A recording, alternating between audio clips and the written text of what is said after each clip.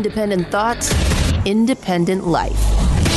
This is Chad Benson. Let me tell you, teaching kids at home is not something you're supposed to do, especially in formative years. And I'm going to tell you firsthand right now, it is the dumbest thing. And to see the way that teachers' unions across the country are already starting to play the game with Omicron, you guys are clowns. Absolute clowns. So my little brother came out with my son. So my son, if you guys don't know, he's 11. Jack's his name. I have adopted my mother and my aunt have adopted my nieces, my nephews. So I have a 25-year-old sister, but I also have a 10-year-old little brother. And I have an 11-year-old little brother. He'll be 12 next month. He came out and he does that. He comes out and spends time with me most of the time because Jack and him are best friends. And he's got some issues. And the online stuff has sent him back more than a few years. And the fact that they're talking about it again in places, the fact that today they canceled schools in Chicago, Atlanta, you're next. Los Angeles is discussing it. Are you kidding me? The data can't get any clearer. It doesn't matter. Do you understand you're dealing with people who don't care about anything else but themselves?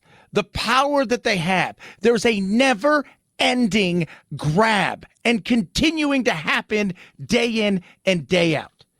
Lori Lightfoot, a Democrat in Chicago, pissed about the Chicago's teachers unions. CTU leadership is compelling its membership to make a decision that will harm hundreds of thousands of Chicago families who rely upon CPS for their daily needs. Yeah. That's Chicago Public Schools. For some of you, CPS are like, isn't that one Child Protective Services? Chicago Public Schools. Sounds the same, but it's not. So they voted. They were going to have a vote today. Hey, we want to go back to online learning. It does not work. And it's not just about the education. Let me tell you something this. Those liberals are gods. We're just caring about people that live in this bubble of fear of all of this crap. And you always purport to, we care about the undertrodden and we care about the minority. Do you know who's going to suffer the most and who has suffered the most? It's not. I'm going to say it right now. Rich kids, they're doing fine. Why? Because mom and dad have the means to get tutors, to get extra help, to make sure they're there, to usually work from home, to do all of those things. And then also somebody like my brother. Look, my mom's got more than the means, but he's got issues. He's got anger issues.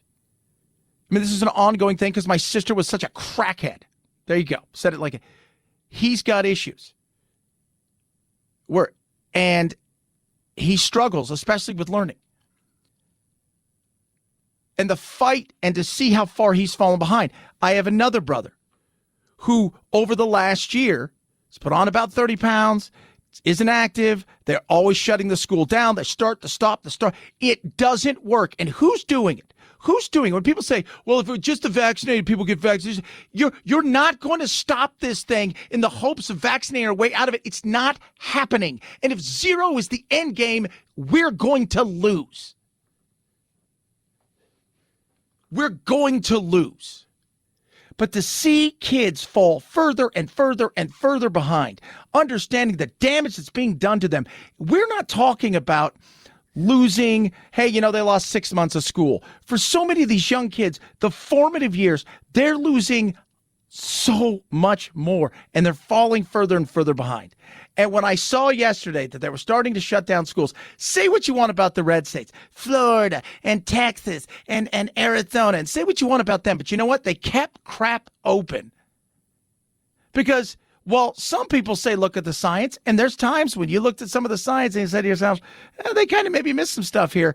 The other side of stuff is they looked at some science and said, kids don't spread this thing. There's no super spreader event going on here. This is politics 101 BS, absolute bat crap. This is a teacher, Daniel Buck's his name, talking about, once again, New York's looking at doing the same thing. You've got their mayors coming out and telling everybody, it's time to get back to work. It's time to get back to living. But these unions dangle everywhere. Oh, God, we don't. What if a kid gets sick? You should wear 12 different masks. Enough. But here he is, Daniel Buck, teacher, talking about schools and even, yes, the Omicron. New York Times, okay, reporting Omicron is no more dangerous for children than any of the former variants. If anything, it poses less of a risk, which COVID was already a minuscule, practically nothing risk for kids to begin with. The Atlantic, schools are not super spreaders, were one of their headlines at the beginning of this, right? We've known from the beginning that schools aren't super spreaders. There was little to no difference between communities that had open or closed schools. If anything, schools are a safer place to be. No, that's impossible. Yeah, it is. Think about this, and I go back to this, and I'm going to continue to do it over and over again. Think about this. You're a single mom. You're in Chicago. You're in Atlanta. You're a working family. You're blue collar. You don't have 4 computers, 3 computers for your kids.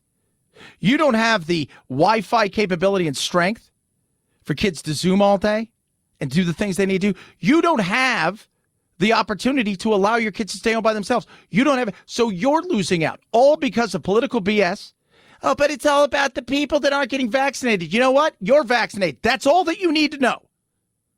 Period. Case closed. You're vaccinated. But look at all the case. You're vaccinated. That's all you need to know. Stop living in fear. But when they're putting kids in situations that set them back, and I see it firsthand. My eldest stepdaughter, not being around children, has pushed her back a few years. She's already on the spectrum, but this has not helped. See, for my son, well, he's been fortunate. He's got me, he's got his mom, he's got a stepmom, his life's pretty good. He plays hockey, he interacts with all kinds of people. He's got all the things he absolutely needs because I can get it to him and for him. But there's so many people out there, they can't. And it's not just about even that. It's so much more. But they don't listen to science. Why should they when they can play political games? And these aren't crazy, like, anti-science, fringe publications. These are lefty organizations that are saying this. The idea that we are going online again is just insanity. I don't know what else to call it.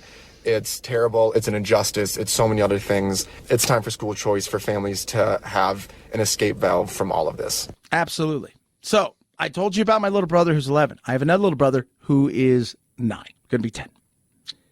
He went to private school. My mom kind of keeps them separated because they'd be turds to one another. So my mother put him in private school last year. They didn't miss a day. They had no outbreaks whatsoever. The kids were not masked except inside of the classroom, and that was depending on the grade level. The teachers never missed a day. He is so far ahead.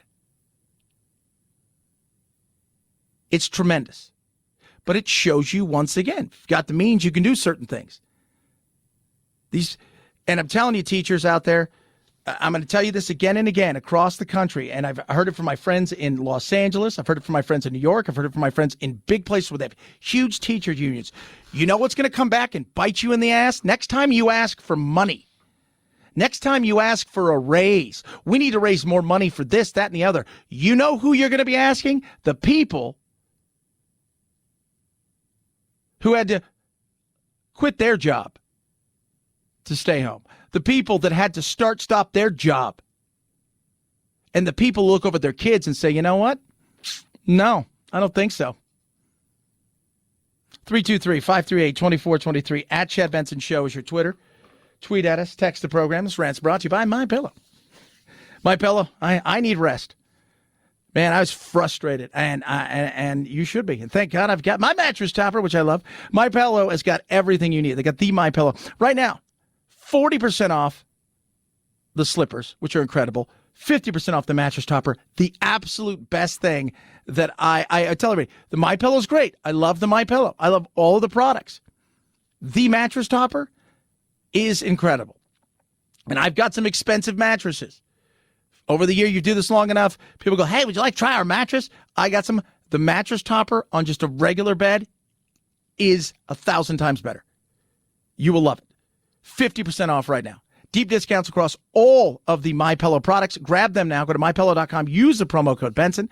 It's MyPillow.com, promo code Benson. MyPillow.com, promo code Benson. 6-day money-back guarantee, 10-year warranty. Grab these great discounts now. MyPillow.com, promo code Benson. Chad Benson Show.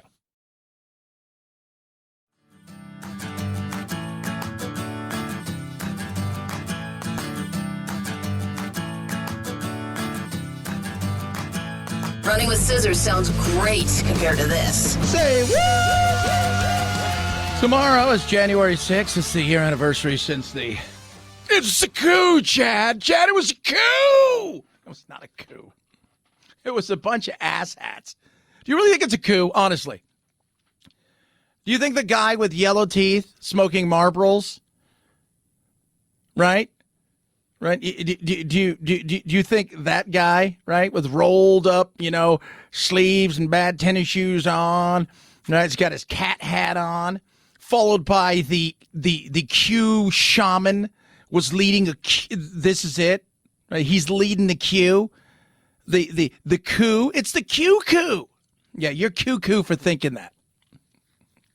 You're Q, but it shows you how desperate the media is for something. But Chad, it was stupid. Look, you're not going to. There were some people thought they were changing the world, right? There were some people who thought this is it. Yahweh's has his presidency ripped from him, so he must take it back. Yeah, those people are idiots. They're not freedom fighters. They're not heroes. They're morons, right? They were either going to get involved in Q or they were going to be selling Amway. Those are the two courses they were going to go. I don't think that's true. How awesome would that be? Hey, you look familiar. Yeah. I get caught up in a lot of these things. But I'm telling you guys, the desperation of the media trying to make this thing like this is it, like this could be the day. The desperation of it is tomorrow the day. Are they going to attack tomorrow? Is it going to happen again? Are you going to find idiots out there? Of course there are idiots out there. Have you met human beings? Has anybody ever met somebody? Yes. Could there be somebody that tries something stupid tomorrow? Duh. Yes. Misguided, moronic, and lost. That's the reality of so many of these people. Gravitating and grabbing onto something because they found a leader, a Yahweh, a person that was speaking directly to them, their new Jesus.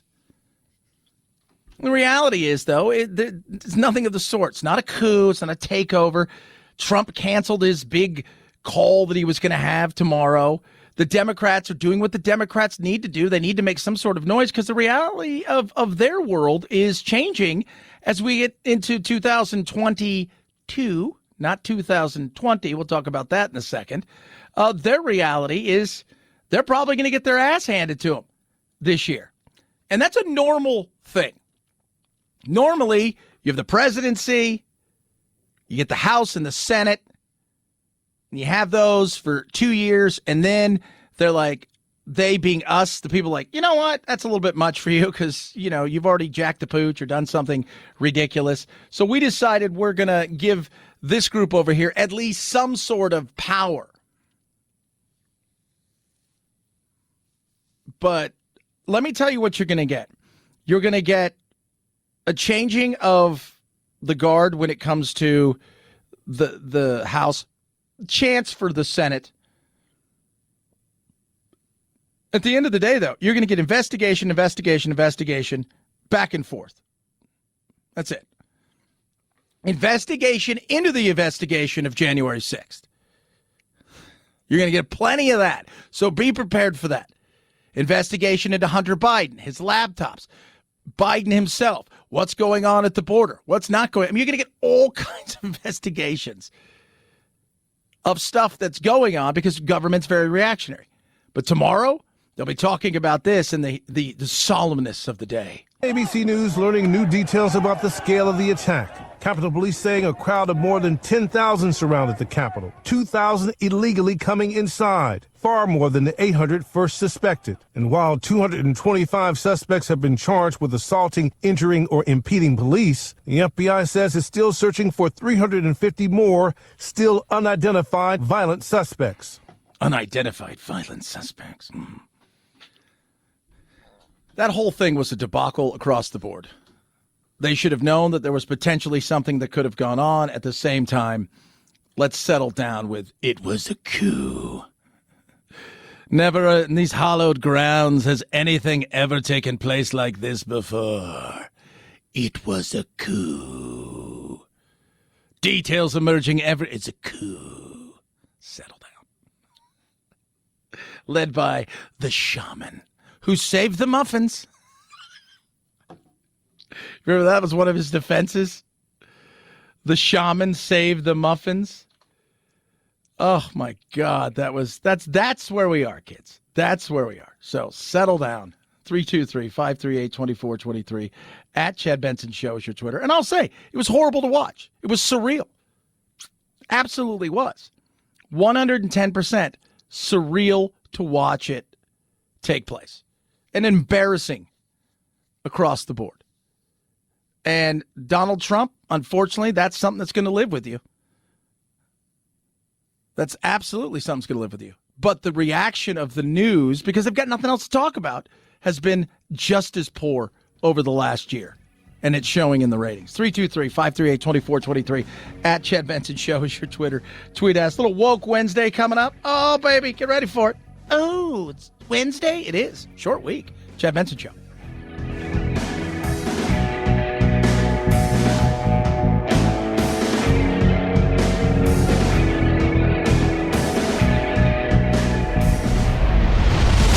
The Chad Benson Show.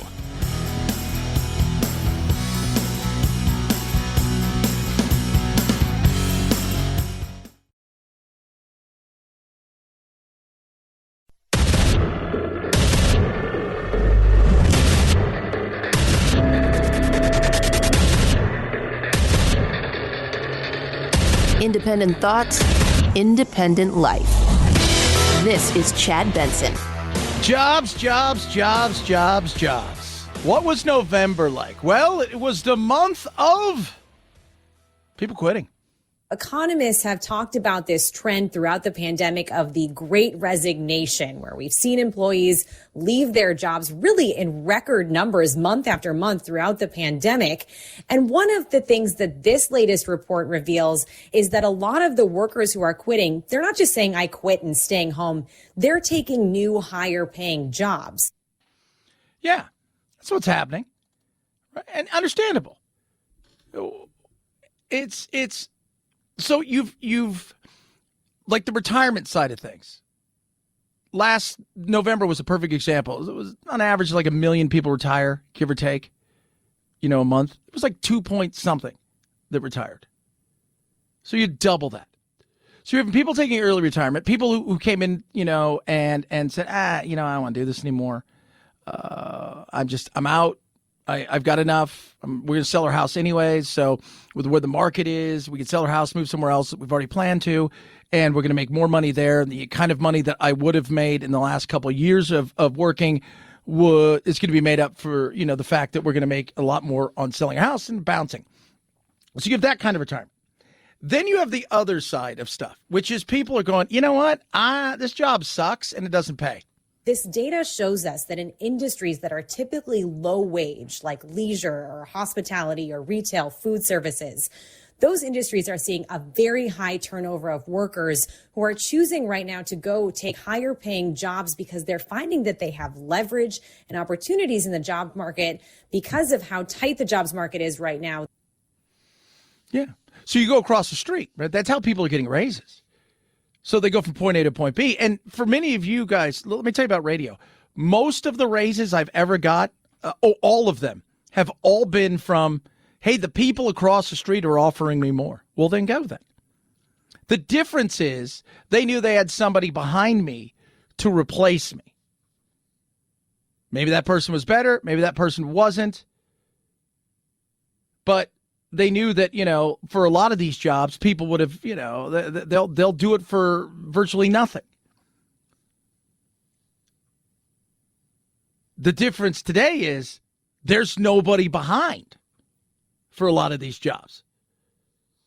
So that person's going, see you later, Bob. I'm going across the street. So-and-so's going to pay me double what you pay me. And for the first time ever, Bob's going, damn. I don't know if I want to lose that person. I might have to match that or maybe even beat it. And there's also the other side of stuff. You still have the schools issue, which again is popping up.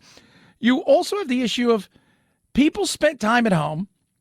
They spent time around their families. They took a new look in their life and said, maybe I'd rather do something else. You've also had a lot of people. One of the things that's not been talked about is a ton of people have applied for small business licenses, started LLCs, their own little corporations, their own companies. They did a bunch of different things that because they felt like they had the time and they felt like they had the opportunity now to do something. They wanted more downtime. And I talked to a couple of people who it was very interesting. I was talking to one person who one of my producers got a ride with. We had a chat, and he's like an Uber driver. He had a pretty decent job, but he wanted more freedom after all this went down, and he didn't want to go back and do what he was doing. It's just like a white-collarish job. And so he does Uber Eats, and he does like the rideshare thing. He goes, I make nearly the same, and sometimes I have to work a little bit, but I get to choose my own hours. I can be there for my kids. Now, that's all 1099, so that doesn't count, quote unquote, as a job that you would think it was, somebody being employed. But it shows you that people are looking for other ways. And when you have 4.3 million people or whatever walked away in November from the job world, there's still more jobs than people you can shake a stick at. Now, that will eventually change. That's why I keep saying, find the gig that's right for you with interest rates going up soon, and I think the economy could slow down in certain ways, that market will tighten. And when it does, it's going to tighten fast, and then the shoe will be on the other foot. So that's why if you get in certain situations, it'll be good for you. But it's very interesting. It is. It's very, very interesting to see the way that so many people have decided they're moving in different directions with where they want to be in their life. And taking these 2 weeks off, I'll tell you, because I do work so much, we're setting up a studio closer to the house so I can spend a little bit more time with my little one and at home. Because I don't get as much time with my lizards, which I love, but I spent more time with my little daughter. We had more fun.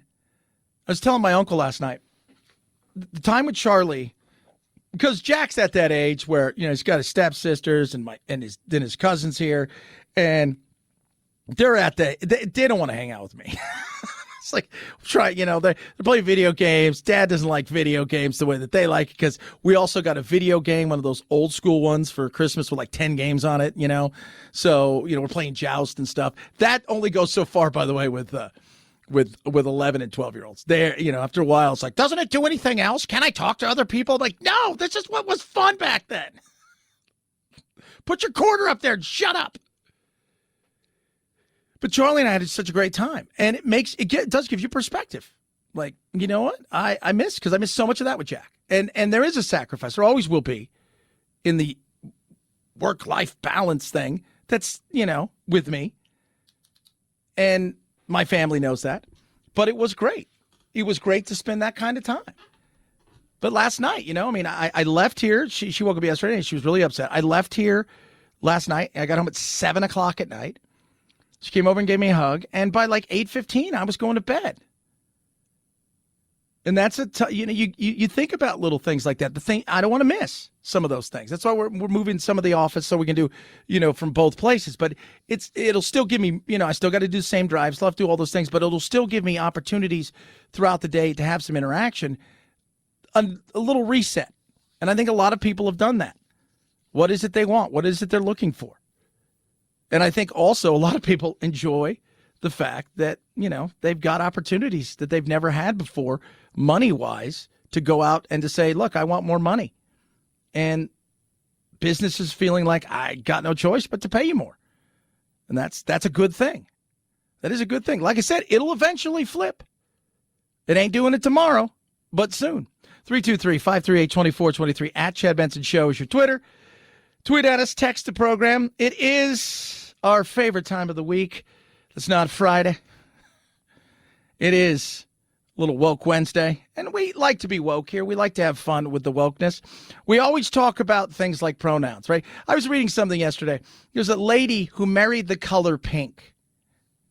I just want you to understand that. She married the color pink. It was at the Little White Chapel in Vegas, right? So she loved pink from a child. Her name was Kitty K. Sarah, or Kitten K. Sarah, something like that. Kitten K. Sarah, and if you see a picture of her, it's what Elton John wants to be buried in. I mean, and people are like, how did we get here? I'm like, how did we get here? How did we get here? When you told anybody they could be anything they want ever. When you told anybody ever that they could call themselves whatever they want. When you told anybody that they basically have carte blanche to do anything they want, that's how you get here. When you have people that say things like, I have a question for the Alphabet Mafia. So I am apogender. My pronouns are he, they. So my question is this. I always get he. I almost never get the they. Because I'm more masculine, does that just negate the they? I understand that he is my main pronoun, but sometimes it's nice to, hear the they portion of the pronoun. That just never happens because I appear more masculine. It's because I'm built like a bear. Here, they, you feel good about this? They is stupid. That is why they doesn't get called that. Apogender. See, I had to look it up. Some of this stuff. Are you guys ready for this? Apogender, both an umbrella term and non-binary gender identity that describes the experience of having specific genders that differ from male, female, or any combination of the two. I'm like, what in God's name are you doing? So they is stupid. I'll do it for you, they. They is stupid. He is stupid. They is stupid. That is why. Why doesn't anybody call me they? First of all, that's not your name. Is your name they? No, my name's Larry. Well, then, do most people call you Larry? Well, yeah, they call me Larry. Well, then there you go. If they was your name and they called you another name, you should be upset. They's not your name. Your name is Larry. So stupid. It's not very nice, Chad. No, it's the reality of the world. When you allow people to change their sex willy-nilly, come up with bizarre things, I want to be called they. I go by crowd. I go by Minnie. Why doesn't anybody call me Minnie? What's your name? Larry. Well, because your name's Larry, not Minnie. That's why people marry pink. That's why people marry pink. People marry the color pink and somebody goes, oh, yeah, this is fine. And somebody shows up and people cheer somebody on. When rather they should go, hey, kitten, because that was her name. Going to ask you a question. I'm sure you're having good fun with this, but maybe you're not because she seemed really serious about it. You need some help? Maybe every once in a while you could look at somebody and go, rather than cheer you on and championing you, I'm going to direct you to somebody who's a professional that you could sit down and talk with. That would be much better. 323-538-2423 at Chad Benson Show's your Twitter. Tweet at us, text the program. Do love hearing from all of you. Check out the Getter and all the other stuff we have. This is the Chad Benson Show.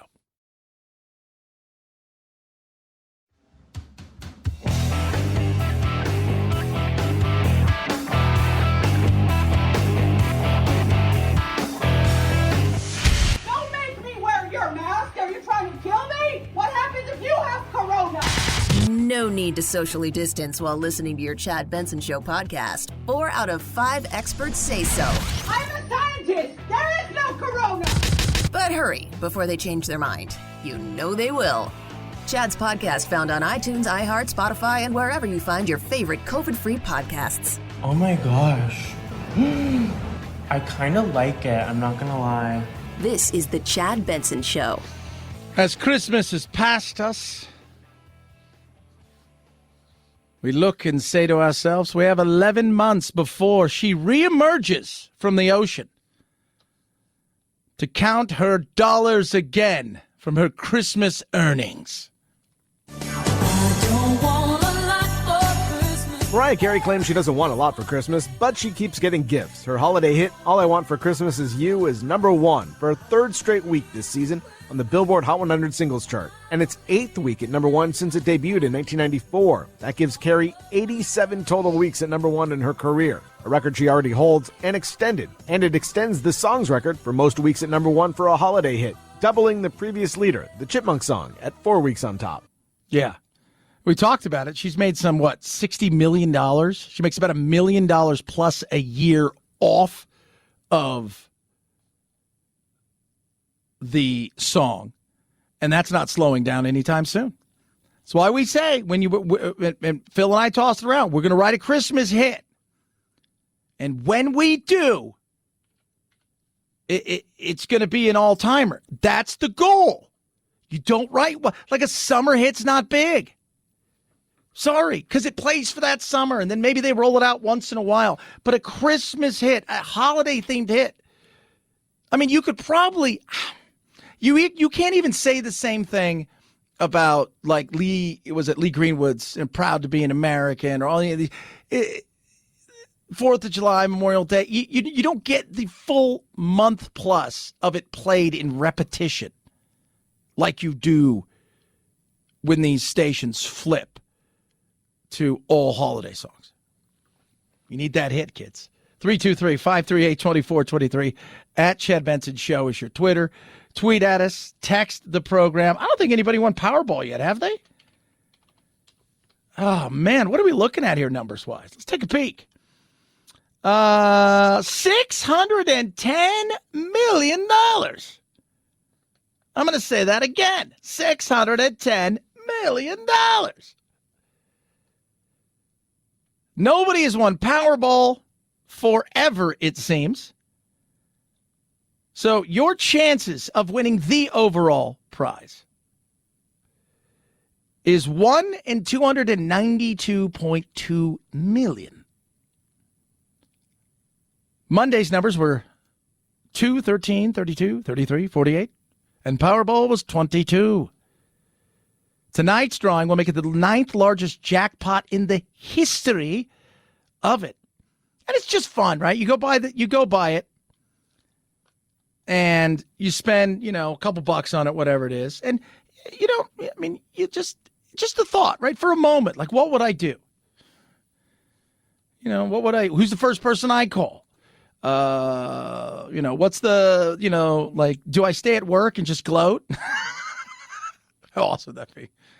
I would tell the world. I would tell everybody all the time. Cash value, by the way, is $434.2, and that .2 is important.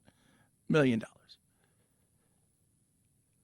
Biggest all time is $1.583 billion, 2016. The last jackpot was hit on October 4th with a prize of $700 million. So, single ticket was sold in California. But you do ask. You ask that question. Like, what do you do? Who do I celebrate with? Who do I tell first? How do I set this thing up? I know, Phil, you've got an emergency plan already set up for this. I am ready to go. Yeah, see, Phil and I have chatted about it. Let's just say this. Phil's ready. He's got everything. It'll be subtle. You won't even know he's gone. It's like, what happened to that guy? Oh, he must have won the lottery. That's what people are going to say. Oh, he must have won the lottery. For me, no, coming in the next day. I won. I super won. It's going to be awesome. Suck it. If you worked at a lowly factory and you hated your job, wouldn't you be somewhat tempted after you sorted things out to come to work every day and just sit there and mess with your coworkers? Wouldn't that kind of be fun, just rolling on in, right? You're working at some manufacturing, everybody hates their job, and you roll on in, you just look over, and you're like, I am so rich, and you guys suck. It's not very nice, Chad. 323-538-2423 at Chad Benson Show is your Twitter. Tweet at us, text the program, check out all of our social media. We got the Getter, we got the Twitter. You name it, we got it. That's just the way it goes, kids. Chad Benson Show.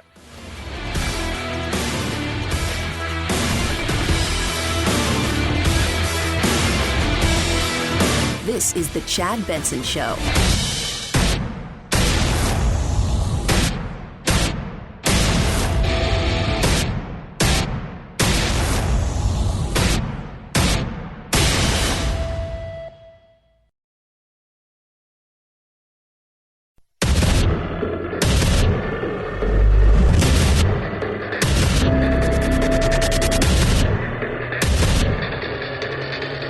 Independent thoughts, independent life.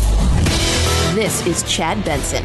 Oh, Mr. President, could you explain to us, as we look ahead into this year, how you feel about things, especially with the Omicron variant ravaging nobody, really? But, Chad, could you just explain to everybody? We have the medicines coming along that can save so many lives and dramatically reduce the impact that COVID has had on our country. There's a lot of reason to be hopeful in 2020. Excuse me? What year is it? 2020. A lot of reasons to be hopeful in 2020. Yeah, it's our guy right there. You're not being nice, Chad. I'm saying. That's when you're going to go out and talk to the people. All right, so you're going out and talking to the people. They want you to be a little coherent. Let me translate for you. There's a lot of hope. I don't have it anymore. This thing is a crap show, and it's getting worse. But there's hope. What are we going to do? Nothing. You're going to do nothing. There's a great part with John Wick. The first John Wick's great.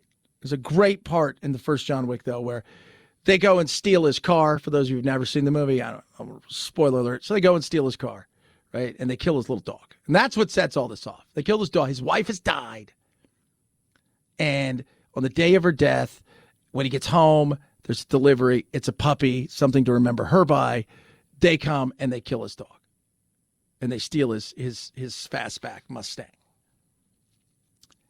And the guy's father realizes, oh, dude, it's John Wick.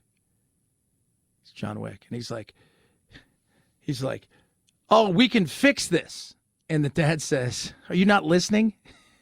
You can't do anything because you are nothing. And that's kind of it.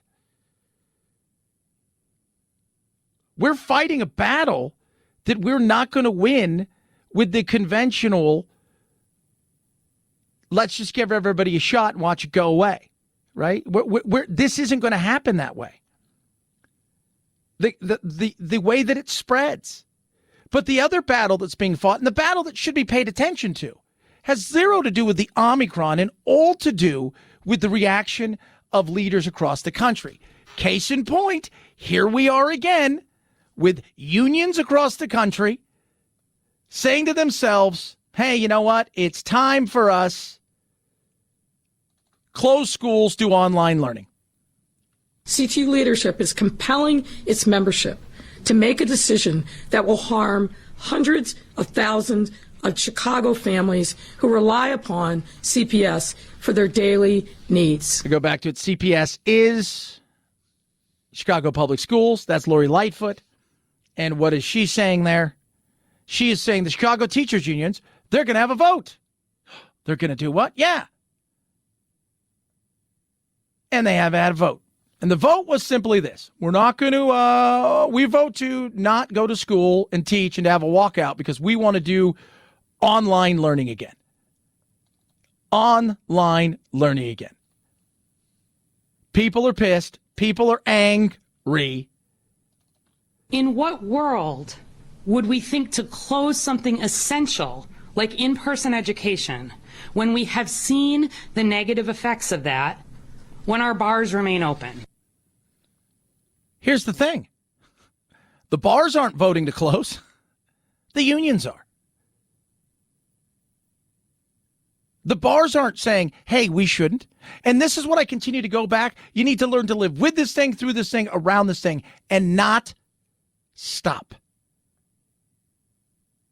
If you're vulnerable, if you have comorbidities, if you are unhealthy, it's not, do you want to know who's getting sick and dying? Elderly people.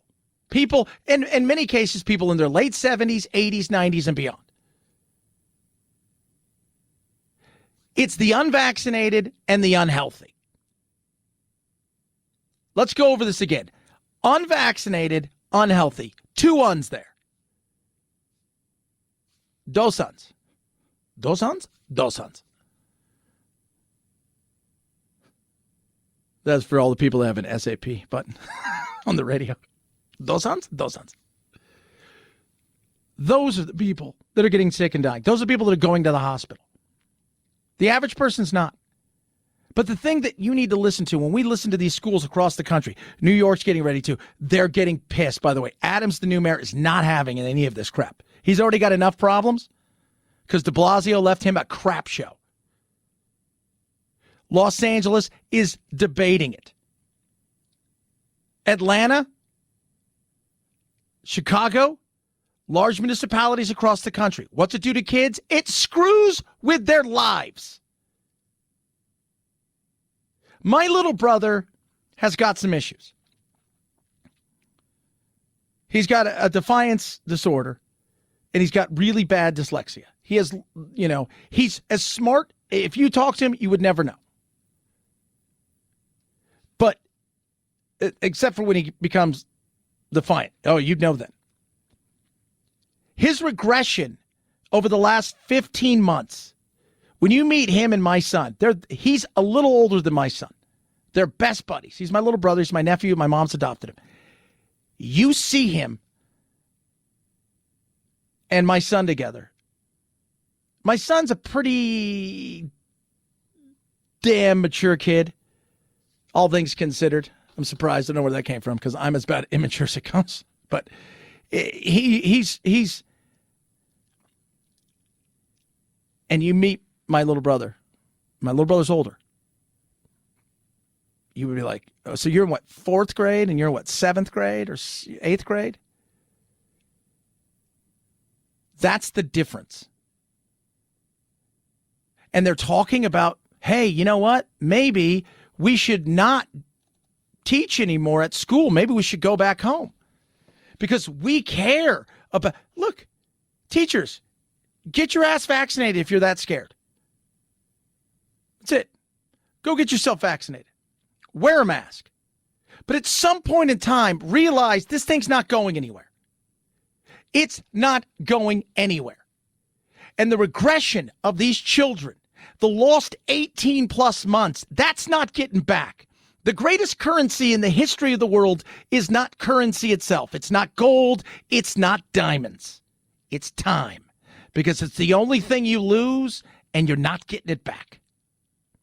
These kids are so far behind. And the kids you purport to help, the ones that you really want to help, the ones who are low income, minority, all those kids, they suffer the most.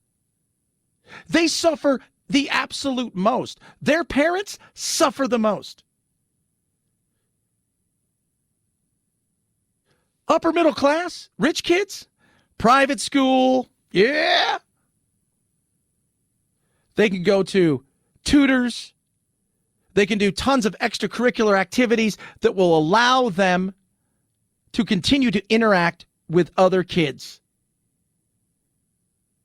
The thought that we're doing this again, the thought that we're having any kind of conversation about shutting schools anywhere is absolutely ridiculous.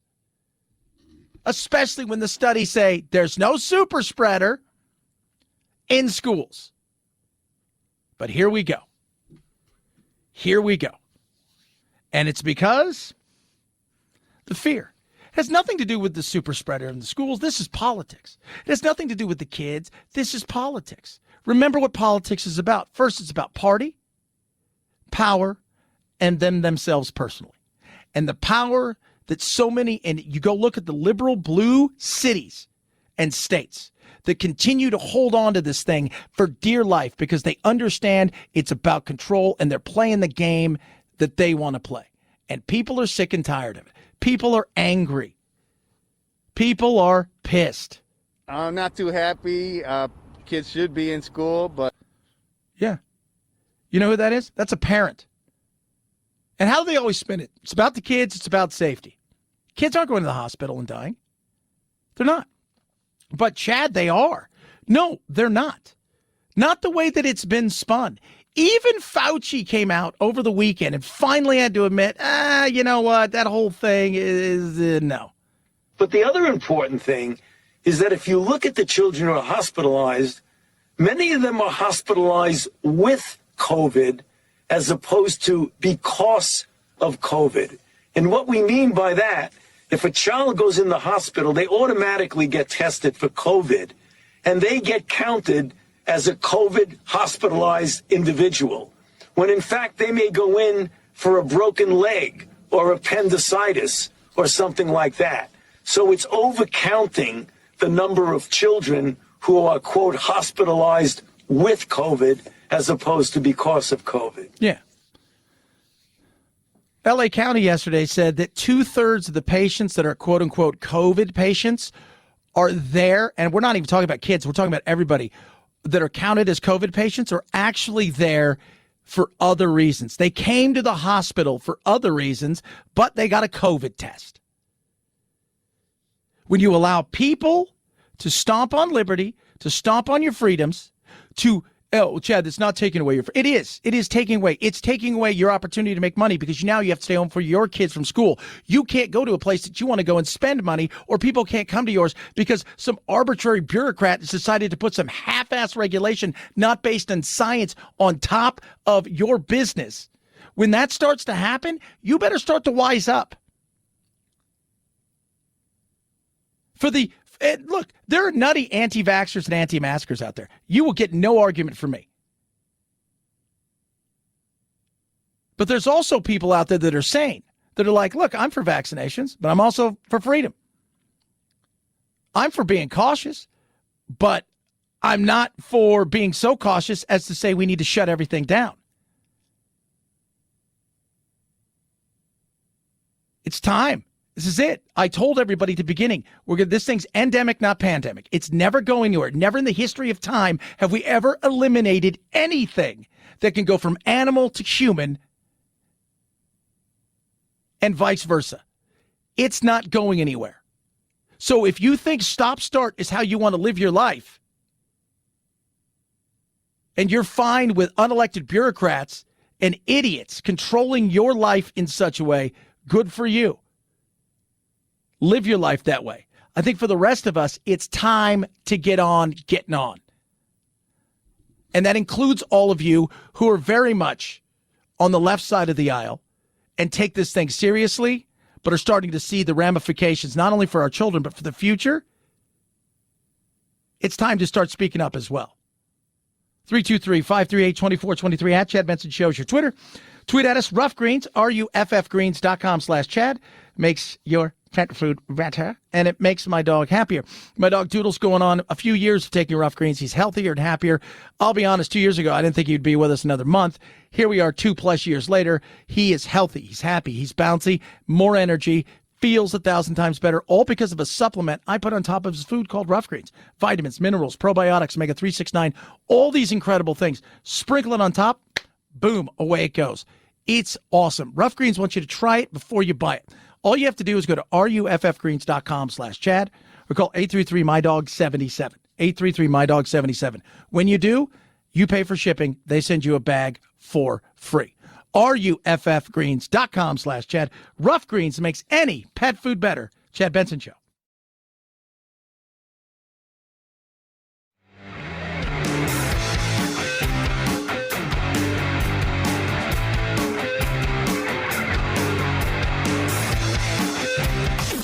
Helen Keller is a Nazi terrorist that is a male. Is that what you're telling me right now? Yeah. Are you thinking of Hitler?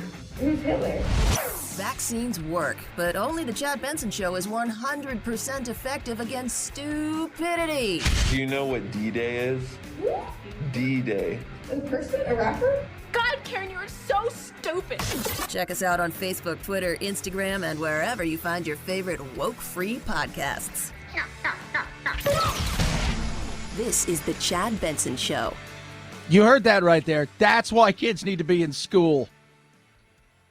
5, 4, 3, 2, 1, 0, ignition, liftoff. Now it's time to find out what's trending. What's trending? Yeah, what does that mean? I mean something, right? Like it's trending on the old internet. What's trending? Let us take a peek, find out what's trending. Sean Hannity, great American patriot, whatever he says. Apparently he is going to be subpoenaed. I don't know, something about private text, January 6th. And, I don't know, his hair, who knows what it is. Powerball. Million searches yesterday. Did I win Powerball? Sad news is nobody won Powerball. 610 million cojones is up for grab in tonight's CPS. Chicago Public Schools cancel classes Wednesday because is why.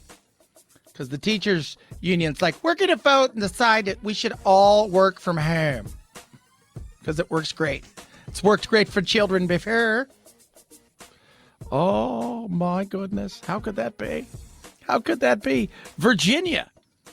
Officials across Virginia are defending the response to the snowy gridlock. How bad was it, producer Phil? It was pretty nasty around here, and especially, like, they were talking about 95, and that's my route that I have to take home, and I wasn't able to get home last night. Yeah, ugly. Ugly. Ugly. Best way to describe what's going on out there. What's going on out there? It's ugly. Washington football team announces new name February 2nd. What will it be? The Wolves? The Red Wolves? I liked Washington football team. I think a lot of people did. Who knows? Maybe stick with that. Head on over to Twitter. And Twitter says, lots of stuff. Novak Djokovic has been denied entry to Australia after a mix-up with his visa application and received COVID-19 exemption to play in the Australian Open. Maybe the headline of the day, reality star who made £38,000 a week, about $45,000 a week, selling farts in a jar, has been hospitalized after suffering what she thought was a heart attack. Probably she was super excited that she was making that much money. Panicked and freaked out. She's like, this can't be real. Hashtag lockdown is trending. Oh, yeah. And the Great Resignation. Touched a bit about that earlier. How many people resigned in November? Record numbers since they started keeping records in 2000 of people resigned in November. 323-538-2423. At Chad Benson Shows your Twitter. Tweet at us. Text the program. Interesting ratings. We'll talk about straight ahead. Chad Benson Show.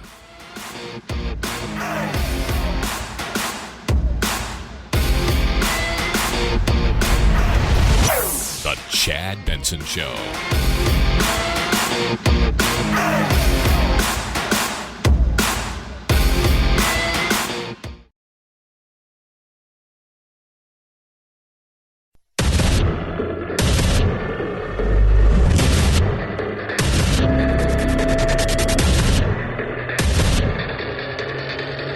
Independent thoughts, independent life. This is Chad Benson. Yesterday we were talking about viewership, ratings, like Omicron. They were hoping it was the great ratings grab. January 6th is tomorrow. Could this be another ratings opportunity? They don't have anything. When this first, set of rules came out, 18 months ago, whatever it was, almost 2 years ago now, where people were shutting down. One of the things that happened here is the news side of it, we stayed here. So we had a few news reporters, and the talk shows were here.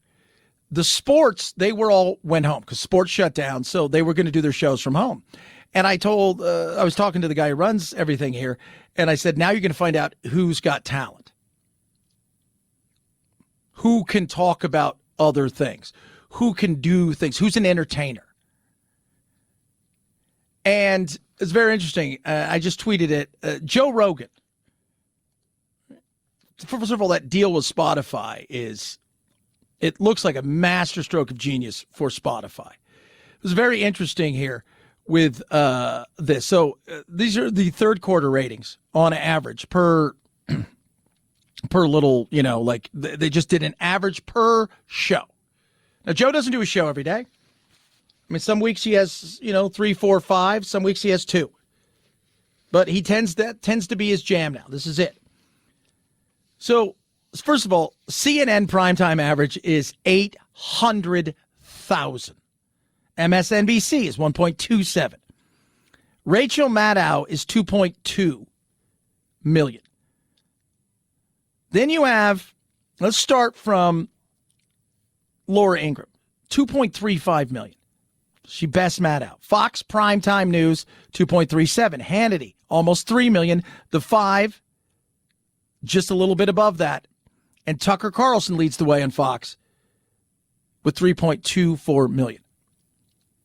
Joe Rogan Experience, viewership, according to Nielsen and Spotify, 11 million. 11 million. 11 million. We've talked about it for years. Your competition isn't MSNBC or Fox, and one of the reasons they can't stand any of these. They love when people like Rogan get in trouble or get banned. They love when people who have an audience get hammered. One of the reasons is simply this: you're getting your ass kicked because you did not adapt. And the other thing is the people that you stuck with. That's understandable. It's business. You don't want to alienate everybody. One of the things ESPN and sports has done over the last several years and seasons is they've gotten to a point where, let's be real, they've become so woke that they forgot who their audience was. You're seeing it right now in the comic book world and the way that they're doing certain movies and adaptations. I was talking last night. Was it Superman's going to be gone, right? And one of the things, his son takes over, and his son is gay. But then Superman's going to be gone altogether. It's going to be Supergirl only and only Batgirl. And they're getting away with, Thor's going to be this, and and now there's not going to be this, and you're just like, do you not know who your audience is? It's adapt or die. Trying to placate doesn't do it. Right now, they're all fighting for a small piece. I mean, Fox isn't fighting with MSNBC or CNN for viewers. That's not a competition. Because the people who watch CNN and MSNBC would never watch Fox, and the people who watch Fox would never watch. Fox is fighting with the Joe Rogans of the world. Fox is fighting with the Tim Pools of the world. They're fighting with the Newsmax and the One American News. They're not going up against MSNBC. Like, nobody's going, you know what, I watch MSNBC, then over to Fox. Watching both of them, still undecided. I'm going to give CNN a try. I mean, you're not doing that. Let's be like, if something happened tragic today, right? Something horrible, plane crash. You go to CNN because you think CNN's going to send out real reporters who can do real things and have nothing to do politically. But tomorrow it's going to be nonstop January 6th. Why? Because MSNBC and CNN have nothing else. Right? The Omicron did nothing for them. January 6th, they're still hoping out hope that something may happen. You heard Jesse Waters yesterday. I'll replay this, and which is, he said something we've echoed for years and years on here when it comes about it's good when, look, conservative media does great when Democrats are in power. Democrat media legacy media is always around there, but they did great television-wise for their numbers when Trump was there because he was Trump. But this is what Waters said yesterday. He's met him halfway. He's given him open borders and reckless spending. They're still not happy. They want 100% of their agenda. They want total control over your life. People in the audience have probably dated other people like that, and we know how painful that can be. But do I feel sorry for Joe Biden? No. I work at Fox. I want to see disarray on the left. It's good for America. It's good for our ratings. No, it's not good for America. It's good for ratings, though. It's good for ratings. It's what it is. But Joe Rogan is leading the way. He had a doctor on the other day that, was controversial, and YouTube took it down. Oh, we're going to stop this from being seen. Why? Well, first of all you did was make more people go and see it, which I don't think people understand, right? When you tell a kid, don't look, what's the kid want to do? Kid wants to look. That's it. So he's now gravitated over to Getter because he wants to have a situation where just in case Twitter takes him down or some of these other things, he's got other places that he can go to. I mean, at the end of the day, though, like YouTube's never getting rid of Joe Rogan. They're not going to blow him out. It pisses too many people off, right? There's a certain level of people that, but it just, I sit here and I laugh at all of this stuff. And because there is no adapting or dying, you adapt or die. It's always been that way in business. The companies that can adapt or die. You saw it here when the pandemic hit. Companies that were able to maneuver in such a way, they gave themselves not only an upper hand, they learned something new, and not only they succeed, they thrived through this chaos. Other companies struggled, shut down. Some companies are smart enough to go, you know what, we're done. You got to learn to adapt or die. And big media world's not doing it. They're not. They're not. They're not doing it. And it is hilarious. Because they need a monster. They're not interesting. Joe Rogan can sit there with three of his friends and BS about everything that's stupid, and people will watch that. Because at the end of the day, whether he's full of baloney, whether the guest he has on is full of baloney, whether they're interesting. And the other thing is, Joe Rogan will have people on who the mainstream media doesn't like. He'll have people on that, that person's going to tell a lie about misinformation. Says who? Says these people over here. Well, who are those people? Well, they're the media. Okay. They're the media. Well, what gives them an expert in any of the stuff that some of these things are talking to? The fact that he does have on people that are crazy.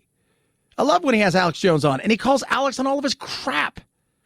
He has a doctor on the other day that got him taken down, hence the reason why he went over to Getter. Right? So he gets this doctor on, and, this doctor now has more views because of them booting him out. But it also killed part of a conversation. And that's the thing. We just don't have conversation anymore because the adults have left the room. The adults have left the room. So we need big media, legacy media, and we need big tech to save us and tell us what we can and can't see. And everybody buys into that crap. Everybody does. So I tweeted this out, and some guy's like, well, he has on people who have disinformation. I said, based on what? Well, based on the fact that, I said, says what? The guy he had on was a virologist. a guy that is an immunologist, virologist, somebody who was part in the creation of the mRNA technologies we have it.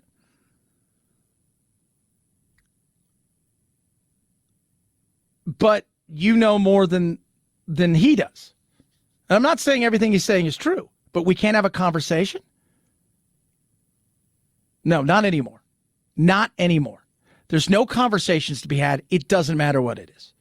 Trans issues, no conversations. You either support and you get on board with everything, or you're done.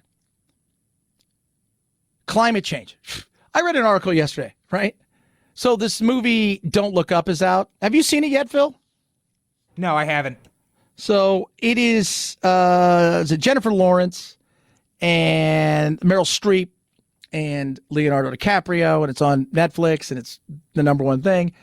And it was all about, these people are all celebrating it, about, oh, good, climate change, because it's all about the end of the world. But it's not about climate change. It's about a meteor hitting the Earth. But they brought it up to be about climate change. And it's because what they want you to see are the things that they're getting behind based on advertisers, based on all kinds of stuff. Yeah. And I'll tell you this, there are people that I've advertised before I've always been thrilled with. But I also look at the product. It's just, it's crazy. But I just love the pushback, because you get so many people who push back and say, oh, well, those aren't real numbers, or those aren't this, or those aren't that. You just haven't adapted. And you're not building a tomorrow roster of fans and people. You don't adapt, you'll die. 323-538-2423 at Chad Benson Show is your Twitter. Tweet at us, text the program. Love hearing from all of you. Got some wokeness coming up. Oh, baby, do we? Oh, yeah. A little bit more wokeness. It is Woke Wednesday. We do it for you, kids. Chad Benson Show.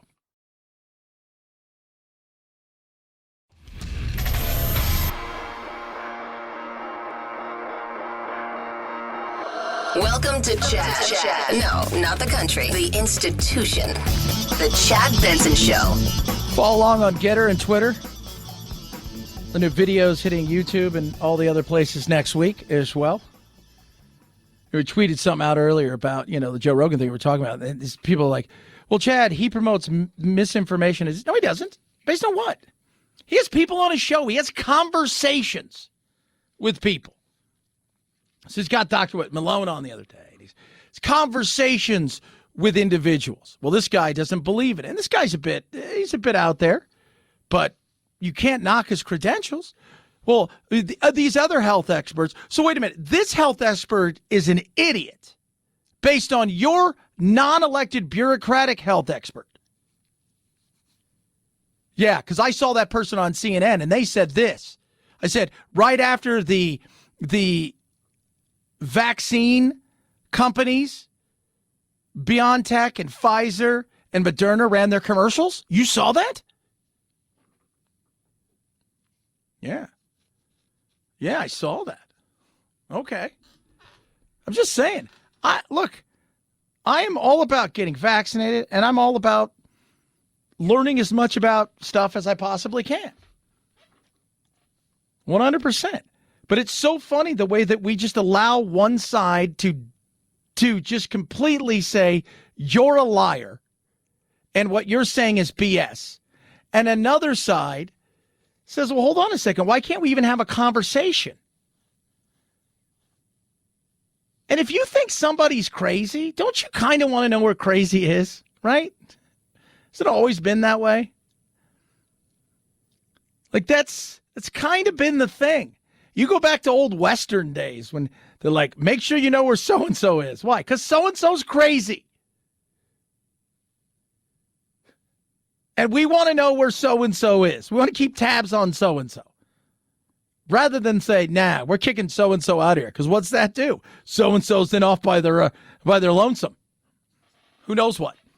323-538-2423 at Chad Benson Show is your Twitter. Tweet at us, text the program. Love hearing from all of you. It is finally good to know that no matter how many lawsuits are available to everybody for anything, that some people are finally getting their comeuppance when the courts are going, no. That lawsuit over the cover of the Nirvana album Nevermind? Never mind. It's been dismissed. Spencer Eldon, now 30, was the 4-month-old baby floating naked in the pool on the cover of the album. He sued Nirvana last year, alleging the group committed commercial child sexual exploitation with the picture. Lawyers for the band filed to dismiss the suit in December, and Eldon never responded, so the judge dismissed the case. It's not entirely over, though. Eldon has until January 13th to refile. Yeah.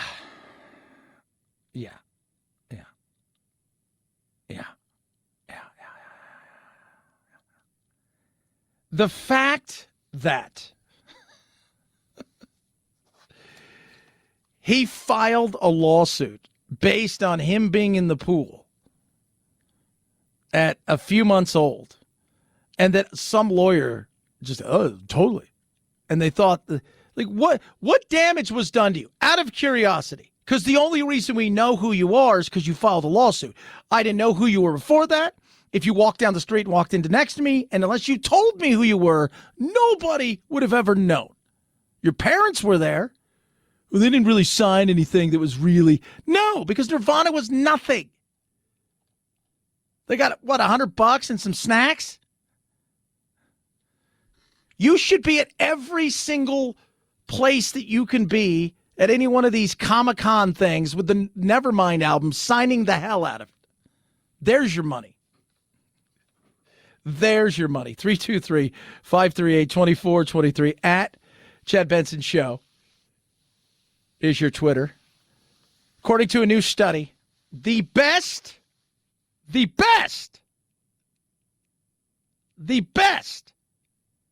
leftovers are from 5 to 1.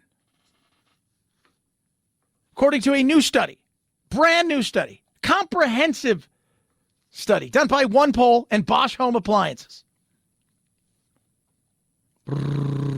Rice. 55% of people say rice is good. At number 4, pasta. Pasta is always good. You make a big pot of pasta, knowing that you're not eating it all now. So that's always, you've always got it in mind. It's never really your leftover. It's just, I feel like you're cooking for a bunch. Meat. In particular, chicken. I'm not a big beef fan. Like, in particular, steak. I don't think steak does well second time over if you don't eat the whole thing. Pizza. Normally, everybody's number 1 is number 2, 63%. At almost 80%, 79%, soup and stew, they say, are the best foods for leftovers. Interesting. Stew's another one of those things where you make a big pot of it. You don't eat it all at once. I don't really think of it as a leftover. 323-538-2423 at Chad Benson Show is your Twitter. Tweet at us, text the program. No leftovers here. I'm back. Chad Benson Show. This is the Chad Benson Show.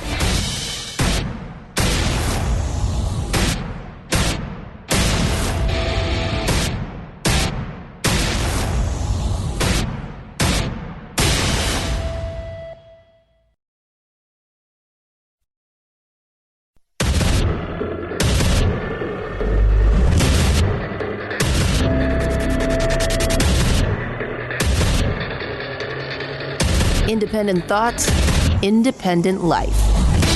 This is Chad Benson. Happy Wednesday. Woke Wednesday. We do woke stuff. We like having fun with woke stuff. If you're new to the program, every Wednesday we like to have woke things. And this one, well, this just starts it off in every way, shape, or form that you should think a teacher should talk to children. Here we go. Teacher. Remember, teaching. So I posted a TikTok yesterday about how I start conversation and sexuality with my students. I just want to say this. In all the years I went to school, never, ever, ever, ever, ever, ever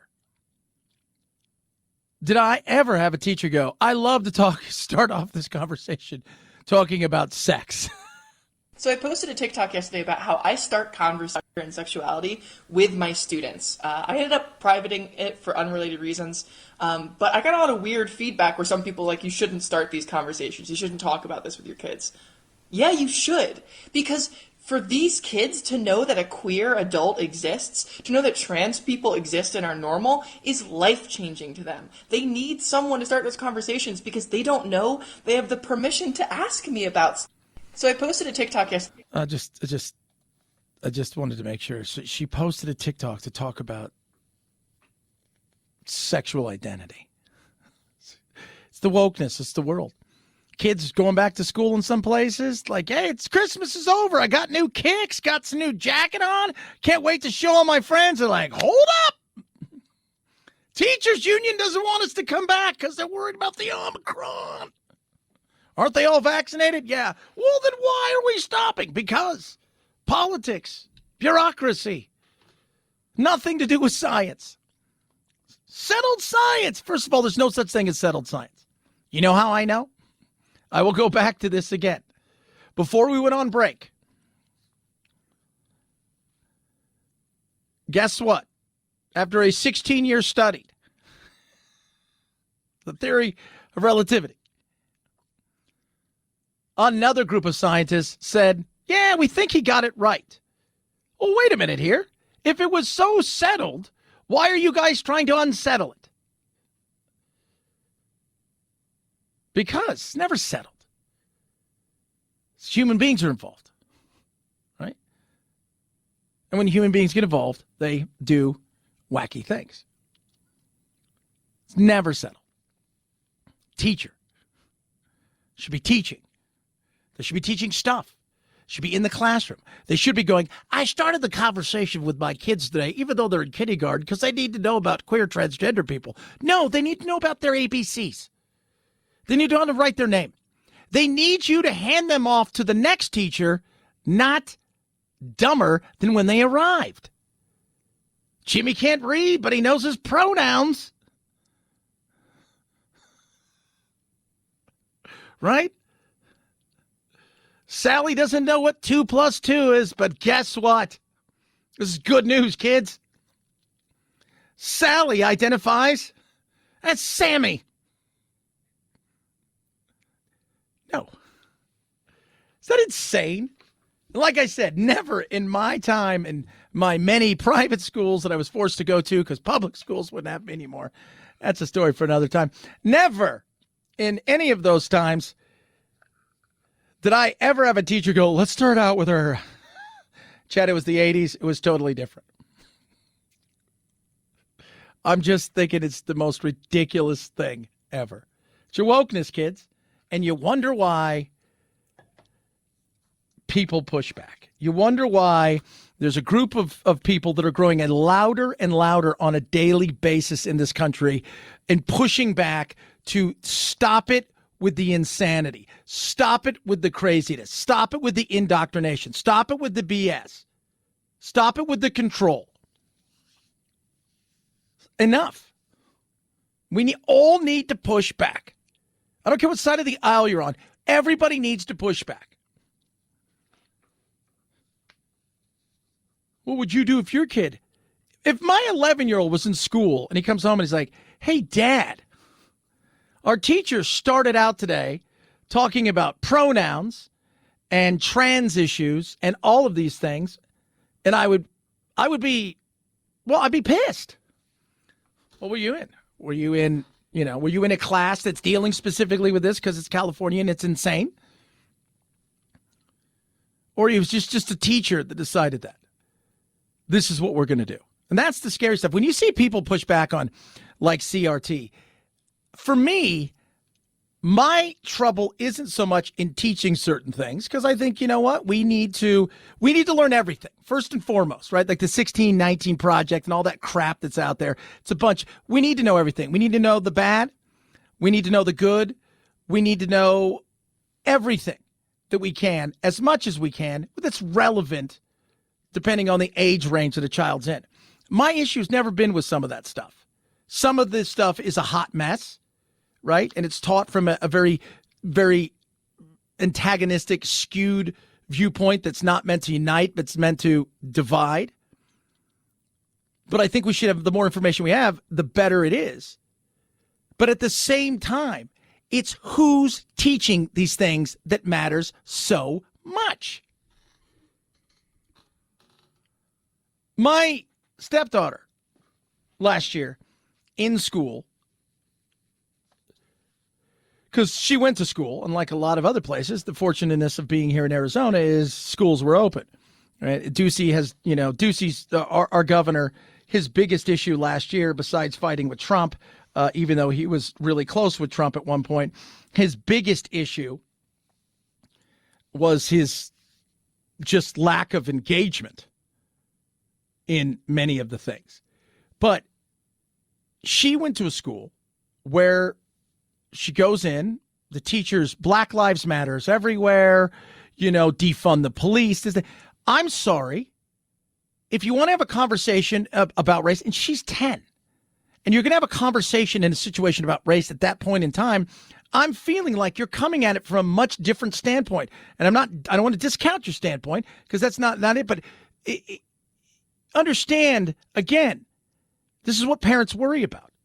Now parents have to worry about, are the kids even going to be in school? You got Chicago today going, hey, you know what? We're thinking we're not going to have school because the teachers unions are like, you know what? No, let's give a hard pass on this because, of all the things that are going on, with Omicron and stuff like that. So we think we should just teach from home again. In what world would we think to close something essential like in-person education when we have seen the negative effects of that? Yeah. That world. Bureaucrats. BS. Schools are going to be, when we look towards 2022, and we're going to do a much deeper dive in tomorrow into where we're going as far as this year's big issues besides the Omicron, besides the economy, the things that are going to be driving these midterms, the things that are going to be driving this really big opportunity potentially for the Republicans to grab back the House and maybe the Senate. What are going to be those issues? One of them is going to be crime, right? You've had George Soros throw a bunch of money at a bunch of PACs across the country, and they've hired DAs that are insane. In San Francisco, you've got Chesa Bodine, you've got the nut job in LA, you've got the new guy in New York who I can't wait to see Alvin Bragg, the DA there, how he deals with Adams, the new mayor. Because the new mayor in New York, while he is a Democrat, he's a moderate. While he's a Democrat, a little bit more corporatist, some people would say. While he's a Democrat, former cop, this new DA sent out a memo yesterday in his first day. You guys ready to hear some of this neat stuff?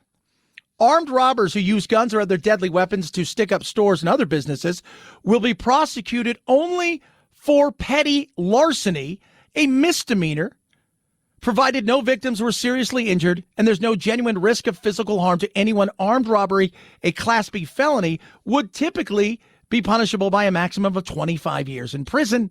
Now, 364 days in jail and or a $1,000 fine. Convicted criminals caught with weapons other than guns will have those felony charges downgraded to misdemeanors unless they're also charged with more serious offenses. Burglars who steal from residential storage areas, parts of homes that aren't accessible to living areas, businesses located in mixed-use buildings will be prosecuted at the lower level Class D felony. Yeah. And drug dealers believed to be acting as low-level agents of a seller will be prosecuted only for misdemeanor possession. Also, get ready for this one. Suspected dealers will only be prosecuted on felony charges if they're also accused of more serious crimes or are caught in the act of selling drugs. Meaning, if you're a drug dealer and somebody flips on you and arrests you or whatever ends up happening, you're only going to be charged with low-level dealing unless, of course, you were caught with tons of, as they would say, weight. Pounds, you're moving weight. So this guy, this is the crap that's coming at you. This is going to be big next year. this year. Schools, education, the wokeness will be big. Crime's going to be massive this year. Massive. Look around the country, especially in big blue cities. People are sick and tired of it. Why is wokeness important? Yesterday, Axio, lead story. Latina X, Latino X, Latin X. Latin people who everybody's fighting over their votes. They're over and they don't buy the crap the Democrats are selling. They don't. They're not as conservative as maybe their grandma and grandfather is, but they're sure in the hell not as progressive as some of the left thinks they are. It's going to be interesting. There's a lot of stuff. And then, of course, you've got to have the economy, stupid, Omicron, the reaction of it, the overreaction of it. It's going to be interesting. 323-538-2423 at Chad Benson Show's your Twitter. Tweet at us. Text the program. Love hearing from all of you. So you commit a crime with a gun, but nobody was shot. Here's your ticket. That sounds like absolutely insane. I just want to let you know that sounds insane. That's Alvin Bragg. He's the new DA in New York. Have fun, New York, with that. It works great in L.A. and San Francisco. It's been phenomenal for them. MyPillow gives you amazing products, including the My Slipper. It's 40% off. The mattress topper, my favorite, it's at 50% off. We'll talk about that. You get a 60-day money-back guarantee, a 1-year warranty. Fantastic. Incredibly made, all right here in the USA. The mattress topper, to me, is incredible. I love the pillow. I've got the sheets. I've got the towels. I've got the slippers. Gave a bunch of them out for Christmas. But that mattress topper, for me, sets it apart from everything else when it comes to, because I've had expensive beds given to me. You know, hey, try this out. Like, talk about it on your radio show.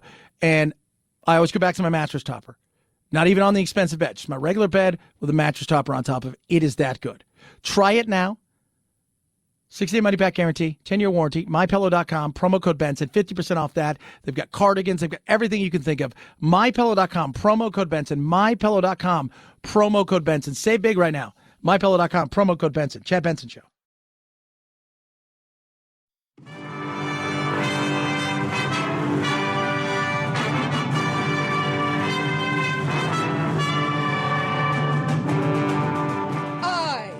To be free. I am not a terrorist. I am not Antifa. I am not a sex slave that wears masks. Don't be a cutie pie.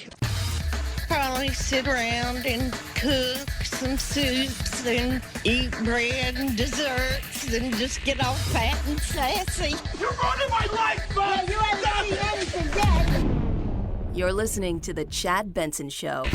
Getting fat and sassy. Why'd you want to get fat and sassy? You better be, look, if you're big, you better be nice. You better be uber talented at something, or you better be nice. I don't think that's nice, Chad. I'm just being honest, right? If you're a jerk and you're mean and you're awful and you have no skills, you're going to be lonely. I just think that you're being mean. I'm just saying. Oh, geez. This month is it's dry January, so it's also some sort of vegan month. Every month has something. I said it yesterday. Isn't the whole purpose, because Paps came out with their vulgar tweets about why don't you eat blank if you don't want to drink, and my whole thought process, they're like, we really apologize to the people who consume our alcohol. I'm like, settle down. I've seen the people who consume your alcohol. So I think they were fine with the joke. But are less people drinking? Dry January is getting more difficult to pull off now more than ever before, right? The American Psychological Association in March found 1 in 4 adults reported drinking more this past year to manage their stress. And with yet another surge in COVID cases, the urge to imbibe is strong. But the benefits of Dry January are major. It's great for your mental health. You'll sleep better. You'll lose weight and be less bloated. And you'll save money. Yeah, you'll save money. Now, let's just say people want to do it. Let's help some people out, because I'm a helper. You guys know me. I'm a teetotaler. That's what you call back in the old days. Oh, Chad's a teetotaler, is he? I don't drink. Never had a drink in my life. Never done a drug in my life. I'm kind of boring when it comes to that thing, but that's who I am. Tip number 1, out of sight, out of mind. You can put your alcohol under a bed or in a closet for the duration of the month. Don't leave it in the fridge. Don't leave it on your bar cart. Tip number 2, there's an app for that. You can download apps like Try Dry. That's the official Dry January app, or I Am Sober. And those are free apps that you can get on an Android or an iPhone. Tip number 3, find other fun drinks to keep your fridge stocked with. There you go. There you go. So those are some tips right there. Dry January. Then it's Get Hammered February. And then, of course, you got Lent coming up, right? So you got to give up something else again. It's just a lot of stuff going on. Stop, start, stop. That's not good. Stop, start, stop, stop, stop, stop, stop, stop, start, start, start, stop, stop, start, start. Whatever just happened to moderation. Hey, it's moderation month. It's where you don't eat like a pig and drink like you're going to an Irish wake. Oh, that's, once again, Chad, just offending people. Yeah, can't wait. I'll probably offend some more people in a minute. 323-538-2423 at Chad Benson Show. It's your Twitter. It's the Chad Benson Show.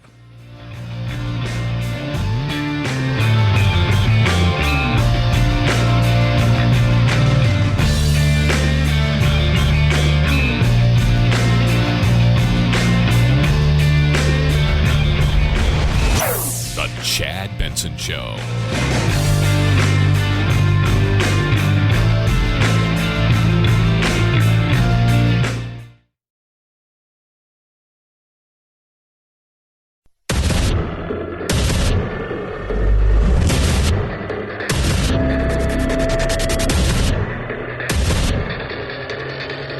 Independent thoughts, independent life. This is Chad Benson. Tomorrow's January 6th. Did you guys know that? The anniversary of the day of the coup of whatever. It's not a coup.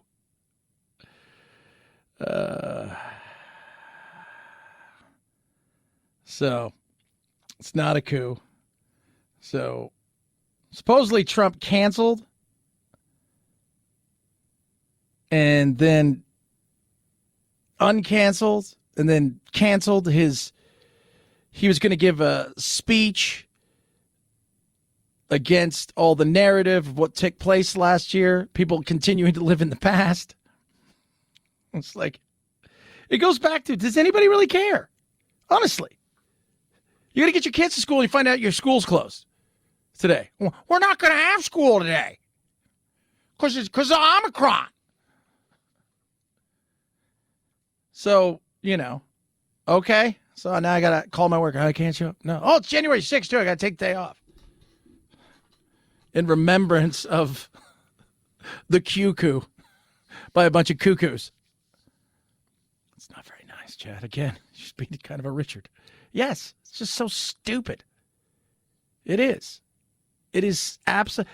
Honest, how much are you thinking about this in real life? Is this sitting on your mind? I mean, the media would think it's on. I mean, MSNBC and CNN, this is pretty much all they talk about. Because Trump's not there to argue with, or there's nothing there that he went and tweeted at 2:30 in the morning to some faraway, foreign minister about what crappy country they have. So there's nothing for them to argue or try to go, I can't believe he did that. Can you believe he did? Yes, I can believe he did that. Nobody ever said that. Can you believe he did that? Yes. Yes, I can. 100%. Have you never wanted to say some things? Trump's the guy that says stuff and you're like, oh, you shouldn't say that. You're like, and everybody else, I was thinking it, but I wasn't going to say it. He does a lot of that. It's not always good, but the media's got nothing else, right? Somebody just tweeted at me. Here's the stuff you were talking about Omicron at schools. That's stupid. Here's the stuff we didn't hear about Ghislaine Maxwell. Does anybody really care about Ghislaine Maxwell? Wait. Epstein hung out with rich and powerful people because he was rich and powerful. He cut backroom deals with all kinds of rich and powerful people to help him get off, if you will. Wink, wink, nudge, nudge. And he traveled in circles where people who were also powerful, men, like to date young girls, and the younger, the better. Some of them underage. Oh, what?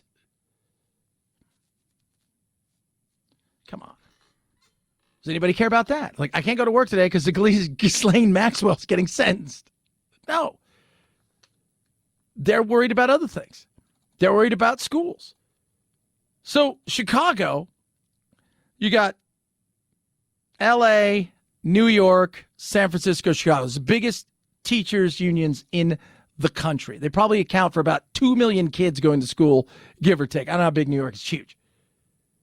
Chicago decided, Omicron. City officials canceled classes today for about 300,000 Chicago public school students. The union saying late last night that 73% of its teachers voted to return to remote learning, arguing the current COVID surge makes classrooms unsafe. How are they unsafe? Just out of curiosity.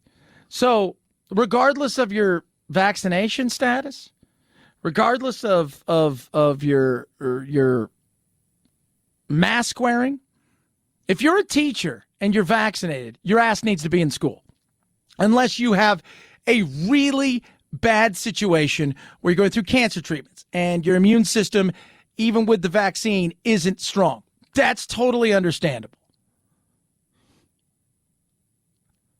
You're elderly. You're 89 years old and you're still teaching, and God bless you for doing so.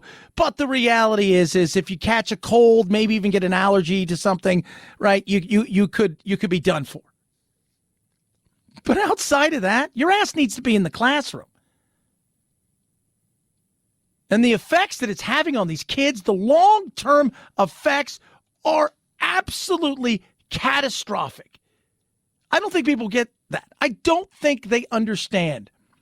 If you're a parent, you've seen it. And here's the thing.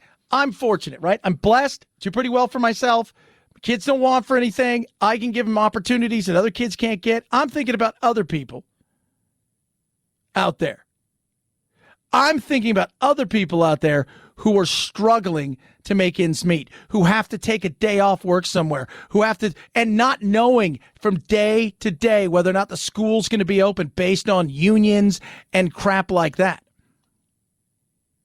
I'm thinking about that. I'm not thinking about the person who's in a position like me where, you know what, we can get help, kids can go, they're doing other things. It is frustrating because people are sitting here and they're deciding, you know what, we've decided, 73% of us have decided that this is a bad thing.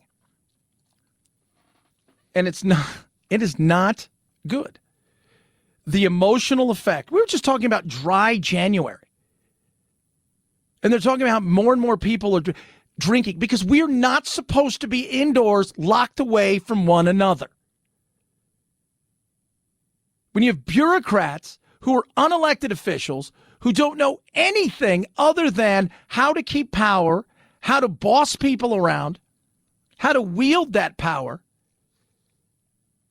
when they know nothing else, they're sitting there and they're doing what? They're playing this game. Chicago, Atlanta, get ready for it. You're next. Portland, when's it coming to you? Los Angeles, already talking about it. San Francisco, several other places. Here we are again, and again, and again. I have to tell you, it feels like Groundhog Day. That we are here again at this hour, almost 8 p.m., after everything that we've gone through over the last 2 years with the CTU leadership. It's Lori Lightfoot talking about Chicago Teachers Union. It's not just them, though. You can say what you want about blue state, red state. Red states, have they missed the mark in some cases? They've missed the mark in some cases. I won't deny that. Have they got it right in some cases? Absolutely. There's no sign of schools being super spreaders. Zero signs of schools. The Omicron.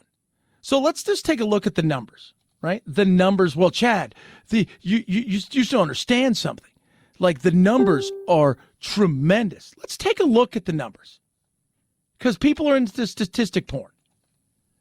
where they see these statistics twisted in certain ways, and they're like, oh, God. January 4th, 2021, 250,000 cases. Almost 900,000 cases today. Deaths, nearly identical. People aren't going to the hospital anymore. Well, they're now coming out and they're saying, oh, yeah, by the way, just to let you know, a lot of the people that are in the hospital because of, and the numbers are counted as coronavirus, 2/3 of them in Los Angeles County. And we're not talking kids, we're talking adults as well as kids and everybody else. 2/3 of them were tested while they were in the hospital. So they were there for something else. Right? Maybe they had to have the gallbladder out. Hip place, in play that they've pushed off 12 other times. Cancer treatments that they've had to push off. They were in a car accident. They fell off their horse, whatever it was. And when you go in there, they test them like, oh my God, you got COVID. Now you count as something, but you're not there for that. Statistic porn can be twisted. They can take it. That's the problem that we should be having with this.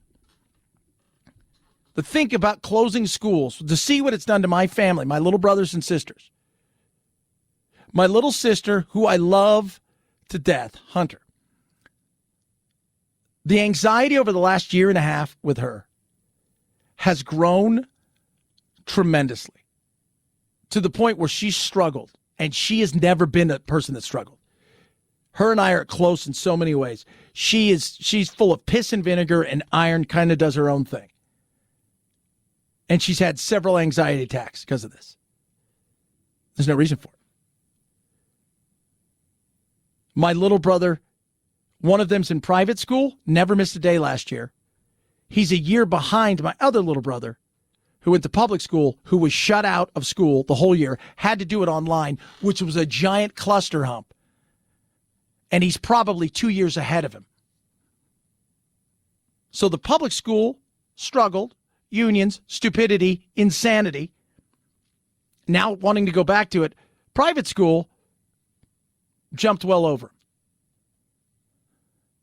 So you're saying, no, I'm saying if you've got a vaccine and you believe everybody should be vaccinated, right? And now look, I'm all for the vaccine. I've got my booster pretty much because I told you it was easy. For those of you guys, you go to booster. Yeah. So I'm driving little golf cart. Hey, the station across the fire station's you get a booster if you want to get a booster. Well, I can. All right. I'm playing 18, going to get a booster. I was there for 15 minutes, went back out and played more golf. That's the only reason. I could see it from the golf course. But I've had it. This thing doesn't stop it. Well, that's all the more reason. Yeah, you know what? At some point in time, we all have to say, what is the risk reward? And the risk reward based on the data right now is it's far riskier to stop living our lives for the economy, for our children, for our own well-being, than it is to face the teeth of this thing, which we've talked about being endemic for God knows how long. If you want to wear 12 masks, wear 12 masks. But enough of the BS science, enough of the kabuki theater when it comes to hygiene. Get on with your life. And for God's sakes, let the kids be kids. 323-538-2423 at Chad Benson Show is your Twitter. Tweet at us. It's Woke Wednesday. We got some woke stuff for you straight ahead. Chad Benson Show.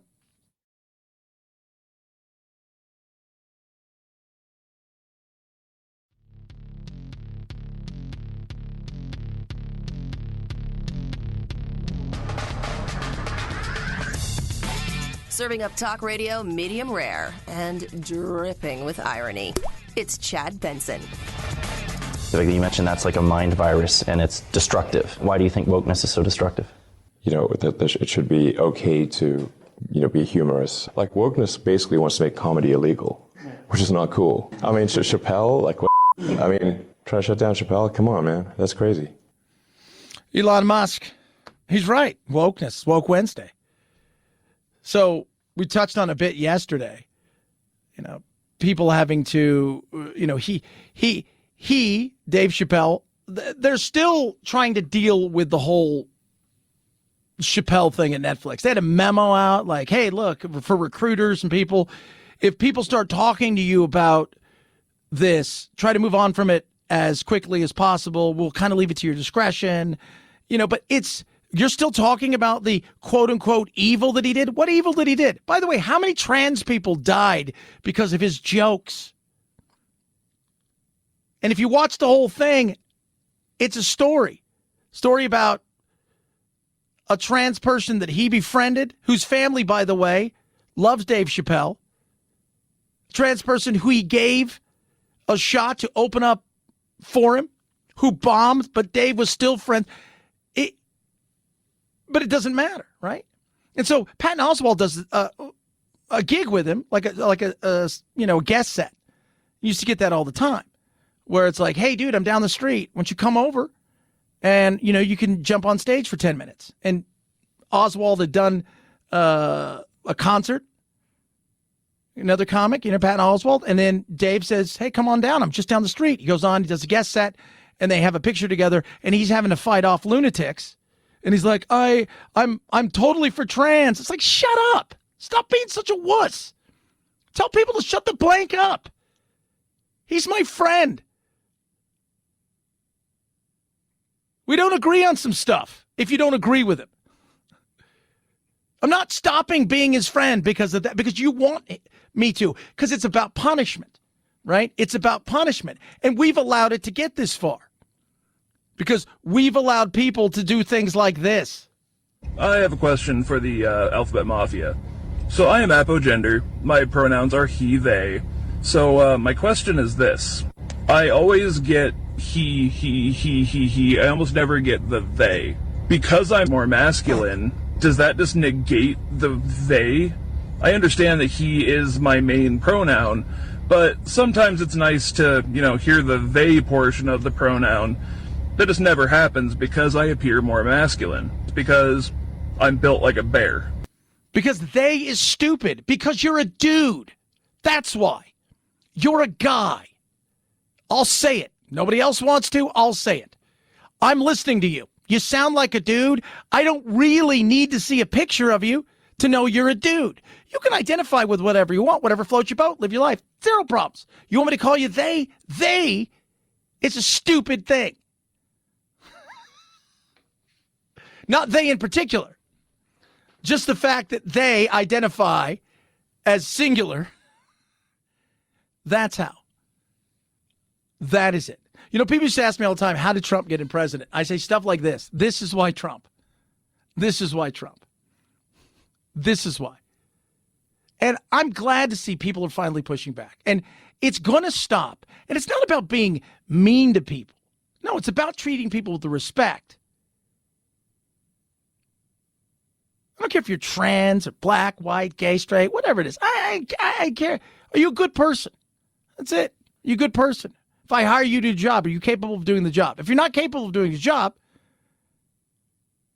then, I got to let you go. Well, it's because I'm trans. No, it's because you couldn't do the job.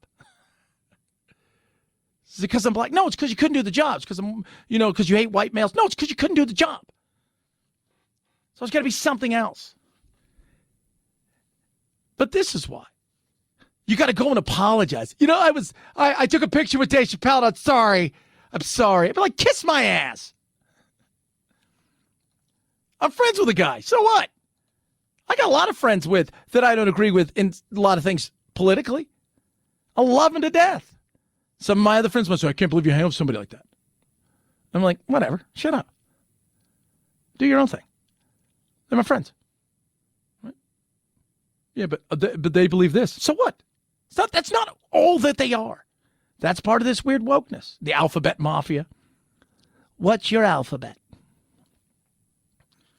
It's just nuts. It is. It's so insane. Wokeness for you, kids. Wokeness. Tried to cancel Dave Chappelle still. 323-538-2423. At Chad Benson Show is your Twitter. Isn't this kind of settled science with Dave at this point in time? I'm asking for a friend. Dave, I'll be your friend.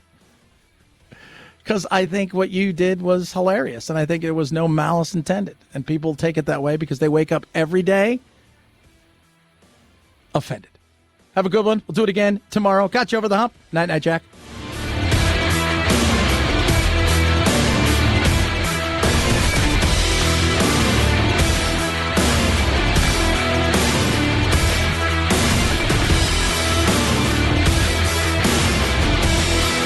This is The Chad Benson Show.